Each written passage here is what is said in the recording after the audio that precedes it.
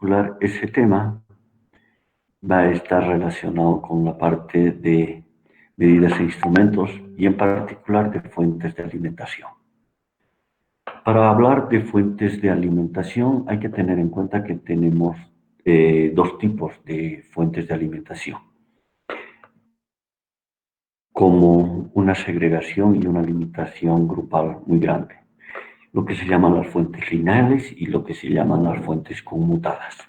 Con fines de la materia y del tema que tenemos, nos abocamos exclusivamente a las fuentes lineales. Para que tengan información, son aquellas fuentes en las cuales, si bien alguna se puede o no se puede utilizar transformador, lo que se hace con las fuentes conmutadas es de que se hace un juego de frecuencias. Una vez pasado el proceso de rectificación y teniendo la señal propiamente en señal continua, se la vuelve a convertir en una señal alterna de altísima frecuencia. Eso permite el hecho de que estas fuentes conmutadas nuevamente recién entren después a un proceso de linealidad, y eso permite que estas fuentes conmutadas tengan un tamaño mucho más chico que las fuentes lineales en general.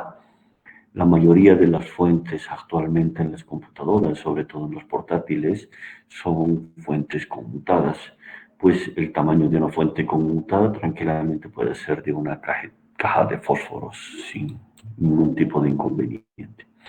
En ese entendido, las fuentes lineales se pueden clasificar a la vez en dos, lo que se llaman las fuentes de alimentación a partir de alimentación, ya sean de pilas o de baterías, y las fuentes que son de alimentación de fuente eléctrica, concretamente alterna.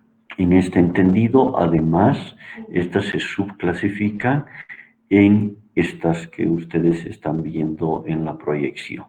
Las que son de bajo consumo, las que son de poca autonomía y bajo costo, y obviamente las fuentes de energía que son las más frecuentes con voltaje alterno senoidal, y las que son de voltaje continuo a partir de un voltaje alterno que nosotros las llamamos concretamente fuentes reguladas.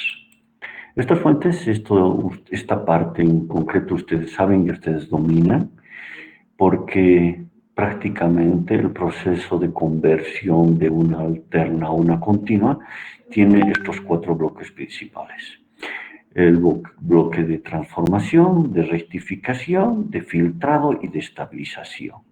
Cualesquiera de estos bloques en general tienen algunas características que es conveniente que ustedes lo tomen muy en cuenta.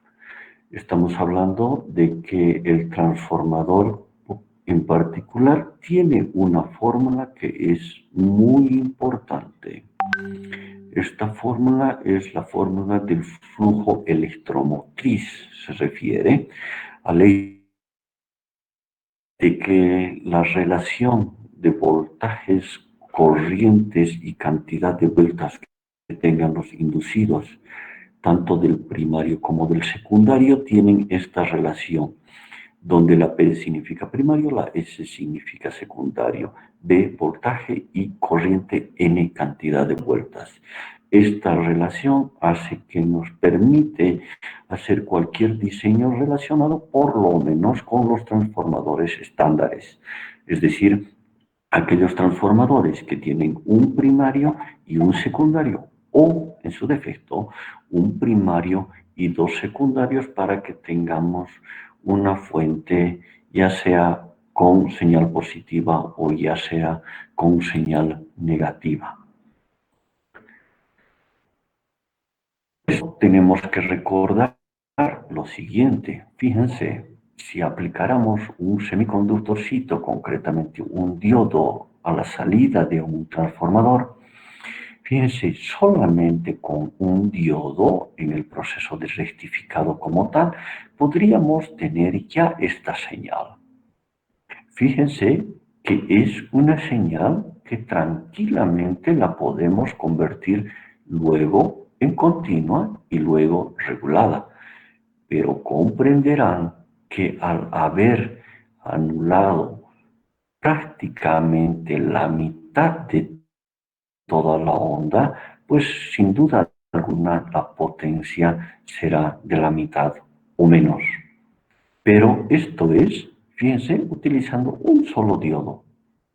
Si queremos hacer realmente una optimización a nivel energía y a nivel potencia de la señal que no llega a nuestro primario a continuación de nuestro secundario, pues tendríamos que utilizar lo que se llama el puente de diodos.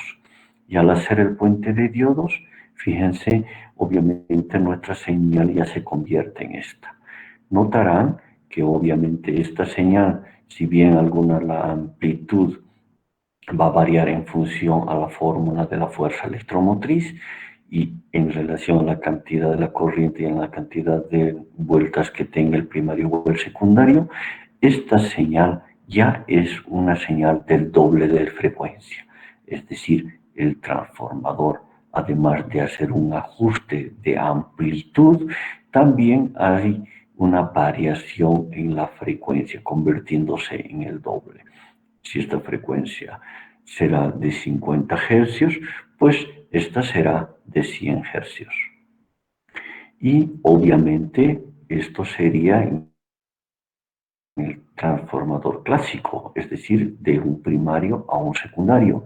Pero si tenemos de un primario a dos secundarios, la forma de utilización ya no necesita, como ustedes están viendo aquí, la utilización de 4 diodos.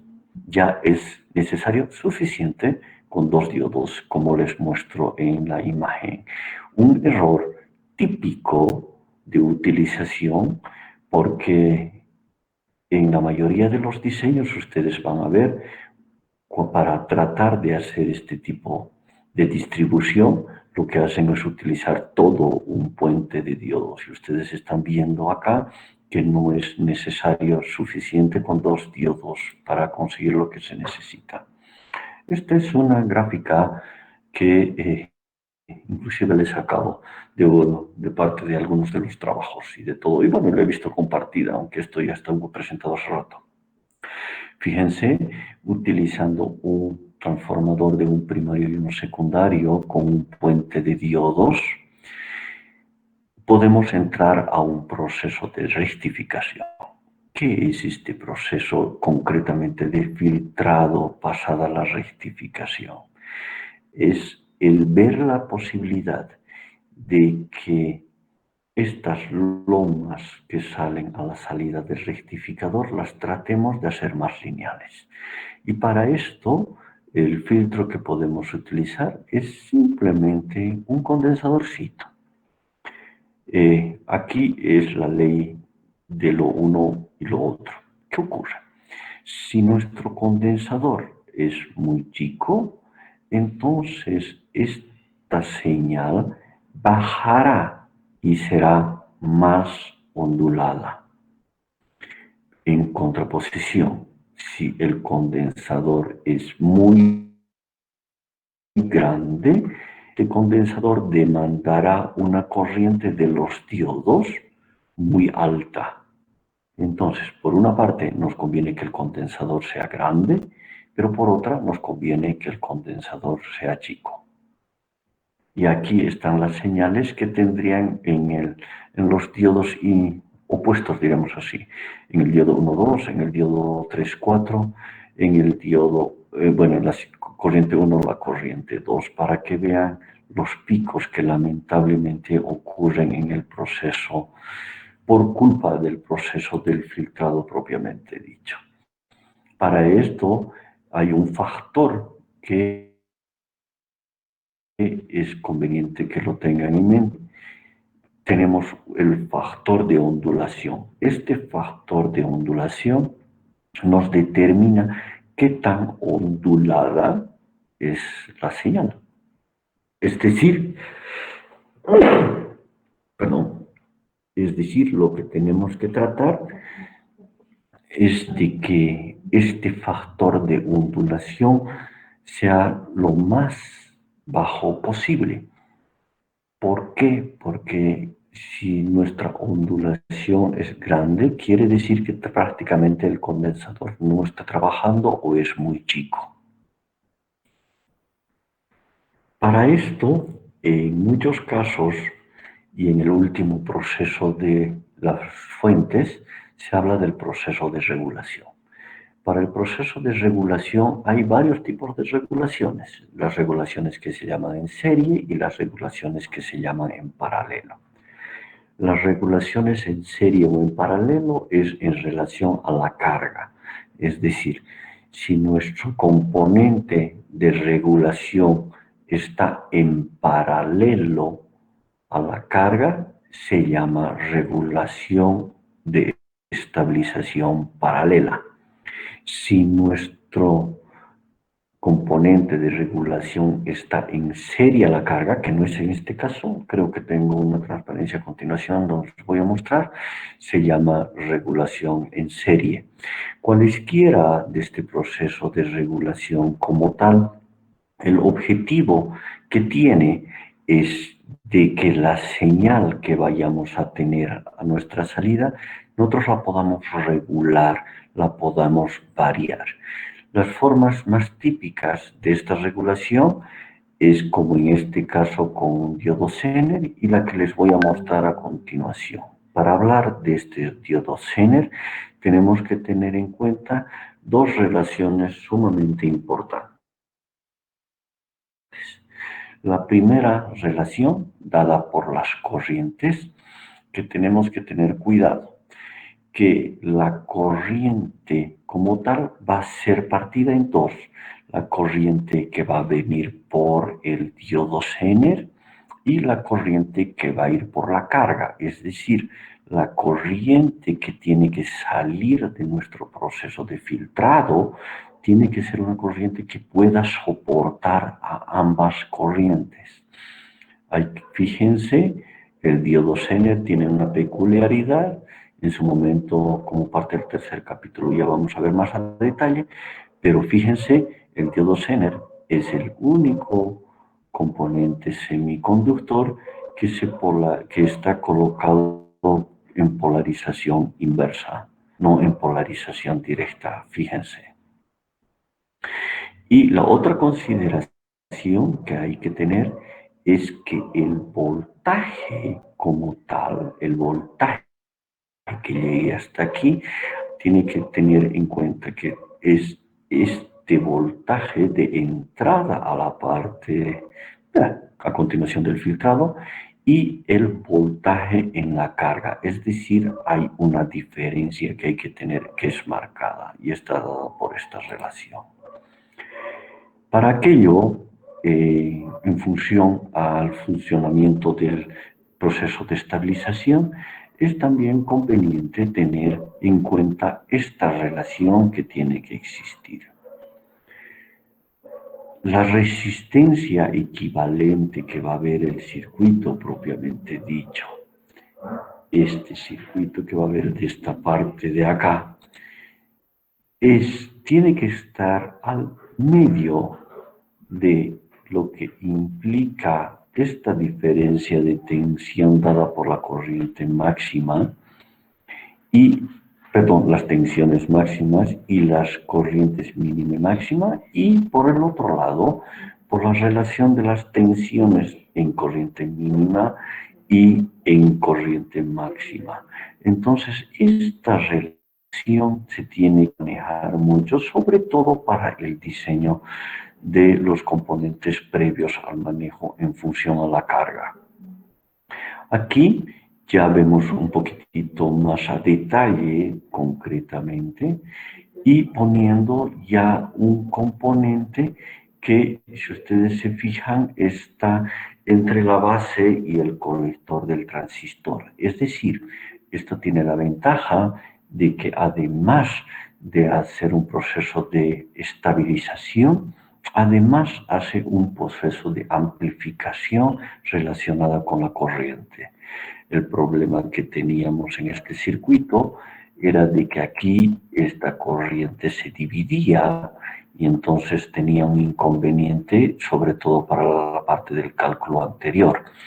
Entonces aquí eso tratamos de compensar poniendo un transistor que nos va a permitir hacer una ampliación además de la corriente, de tal forma que aquí ya solamente nos interesa más problemas de tensión que propiamente de corriente.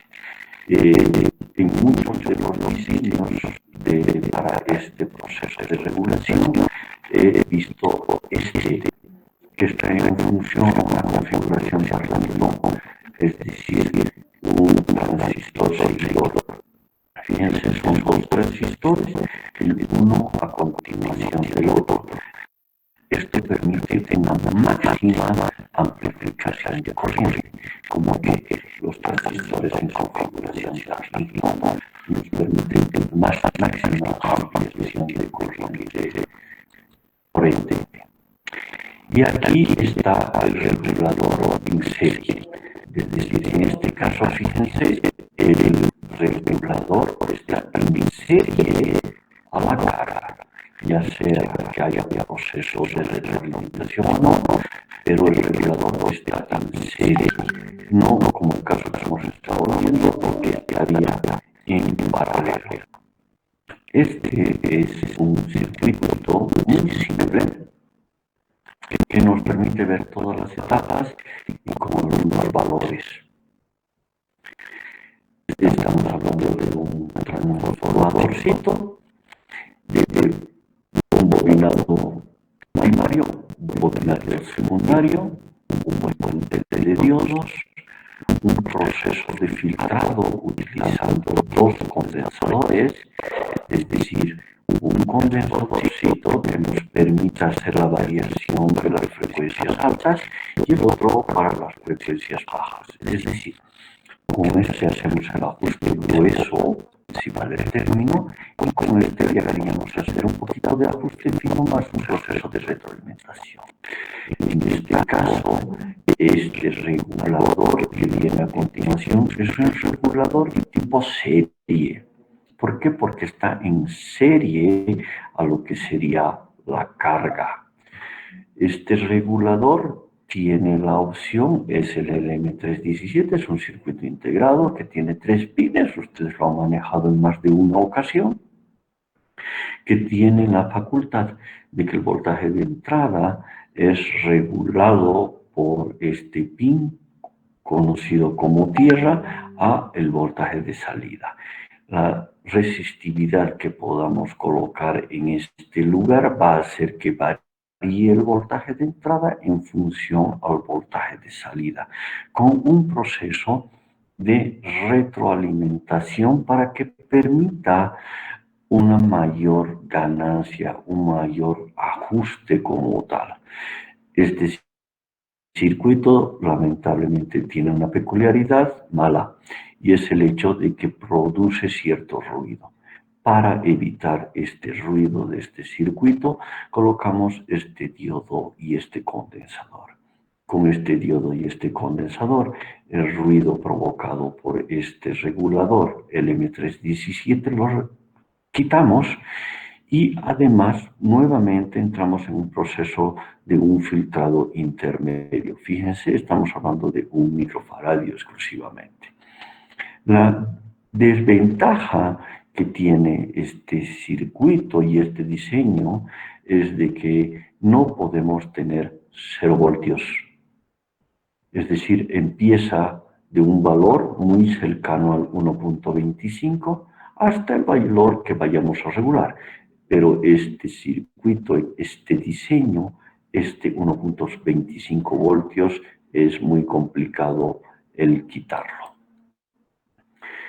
Y la otra desventaja que tiene este circuito es de que obviamente nos da una sola polaridad. Es decir, si esto es 0, esto será más X voltios, es decir, solamente será positivo. Este es un diseño que les quiero mostrar por el hecho de que he visto en los trabajos de algunos de sus compañeros que han hecho esto y utilizaban doble fuente, perdón, doble arreglo de diodos, doble. es decir, 8 diodos en particular. Entonces, este diseño nos permite, utilizando solamente un puente de diodos, tener tanto tensiones positivas como tensiones negativas. Y ustedes, si se fijan, es un arreglo bastante simple. Obviamente, para que el diseño se lo entienda, no he colocado acá los potenciómetros que deberían existir, que harían el ajuste del regulador. ¿Recuerdan? Me estoy refiriendo a esto. Y tampoco he colocado, aunque obviamente no es obligatorio, este proceso de alimentación. Es por eso de que aquí no van a ver la retroalimentación y aquí no van a ver el ajuste que se pueda hacer para el regulador en particular. La dificultad que implica este tipo de circuito es de que lamentablemente no podemos trabajar con un solo regulador, y además tenemos que utilizar el regulador y su homólogo. En este caso son de la línea 78 y para el negativo es de la línea 79. Esta información he extraído de prácticamente estos 3 libros y estas 2 direcciones de internet, para que tengan toda la información completa y más detallada.